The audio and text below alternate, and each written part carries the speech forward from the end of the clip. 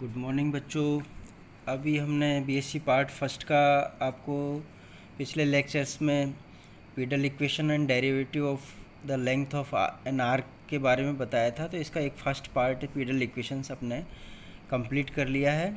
उसमें मैंने आपको relations between Cartesian and polar coordinates बताया, कार्तीय तथा ध्रुवीय निर्देशांकों में परस्पर संबंध। आपको पता है r square is equal to x square plus y square होता है। ठीक है, इसके निर्देशांकों में निर्देशांक x is equal to r cos theta और y is equal to r sine theta होता है। इनमें जो रिलेशन है वो r square is equal to x square plus y square मैंने आपको बताया।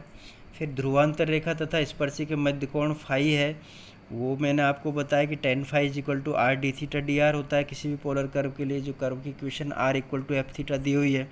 ठीक है, फिर अपन ने डिस्कस किया था कि भाई दो कर्व है तो उन पोलर कर्व की फॉर्म में और उनके एंगल ऑफ इंटरसेक्शन निकाले थे दो ध्रुवीय वक्रों का प्रतिच्छेदन कोण। तो वो अपने को आया था tan phi is equal to tan phi one minus tan phi two upon one plus tan phi one tan phi two. ठीक है, इनसे अपन ने ऑर्थोगोनलिटी की कंडीशन और दोनों कर्व के आपस में स्पर्श करने की कंडीशन बताई थी। तो ऑर्थोगोनलिटी की कंडीशंस तो ये हो गई आपकी tan phi one into tan phi two is equal to minus one, और स्पर्श करने की कंडीशन है कि दोनों एंगल बराबर हो जाए, means tan phi one is equal to tan phi two.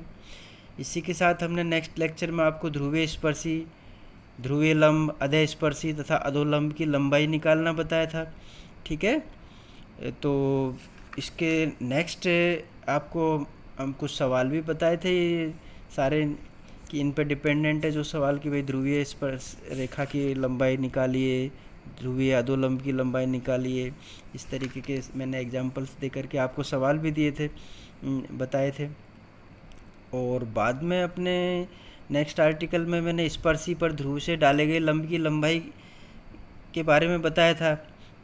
ठीक है, और एक रिलेशन बताया था कि one upon p square is equal to one upon r square plus one upon r four d r d theta का whole square. इस तरीके की चीज़ हमें मिल गई थी। और इसमें एक रिलेशन निकल के आया पी और आर में, p is equal to r sine phi. ठीक है, ये मैंने बताया। इसके बाद में आपको पीडल इक्वेशंस की डेफिनेशन बताई कि भाई पी और आर में कोई भी संबंध है किसी भी कर्व का तो वो पीडल इक्वेशन कहलाती है। और ये पोलर फॉर्म में भी हो सकती है और कार्टेशियन फॉर्म में हो सकती है, दोनों फॉर्म में अपन ने पीडल इक्वेशन निकालना बताया था। ठीक है, और इसके बाद में कुछ सवाल भी मैंने आपको करके बताए थे पोलर इक्वेशन के भी और पीडल इक्वेशन की। ठीक है बच्चों, अब मैं आपको आज असाइनमेंट के रूप में कुछ क्वेश्चंस घर पे करने के लिए दे रहा हूँ, तो वो क्वेश्चंस आप करें। ठीक है, आपको कोई दिक्कत हो तो इनका सॉल्यूशन हम नेक्स्ट आपको लेक्चर में बताएंगे, डिस्कस करेंगे। ठीक है बच्चों, तो आपका जो पहला क्वेश्चन है असाइनमेंट का वो है आपका कि निम्न वक्रों के पदिक समीकरण ज्ञात कीजिए। Find the pedal equation for the following curve. ये सारे के सारे कर्व आपको पोलर फॉर्म में दिए गए हैं।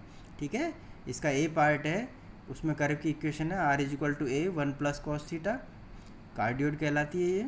ठीक है, बी पार्ट है r square is equal to a square cos two theta, ये लेमनिस्केट कहलाती है। सी पार्ट है r square cos two theta is equal to a square. D part है इसका r is equal to a second theta.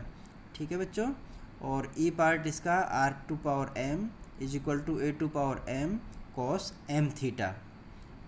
इसका F part है r की power n is equal to a to power n sine n theta.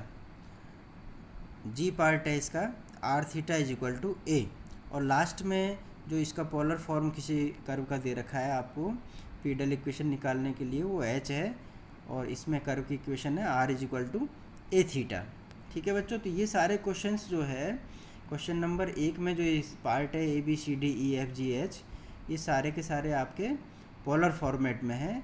तो polar curve की equation आपको दे रखी है, अब आप इनको पदिक समीकरण इनका ज्ञात करिए। ठीक है बच्चों, दूसरा असाइनमेंट आपको इसी का है, इसमें सारे के सारे जो कर्व है वो आपको कार्टेशियन फॉर्म में दे रखे हैं। ठीक है, कार्टेशियन फॉर्म में क्या है कि निम्न वक्रों के पदिक समीकरण ज्ञात करना है।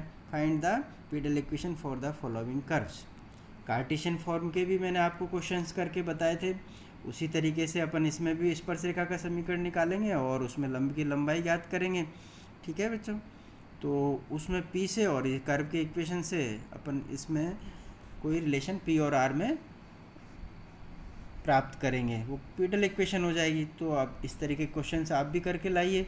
ठीक है, आपको असाइनमेंट है क्वेश्चन नंबर 2 में कि find the pedal equation for the following curves, निम्न वक्रों के पदिक समीकरण ज्ञात कीजिए। ठीक है, ए है, ए पार्ट है आपका x square plus y square is equal to 2ax, B part है आपका x square minus y square is equal to a square. ठीक है, और ये है सी पार्ट लास्ट में x square upon a square minus y square upon b square equal to 1।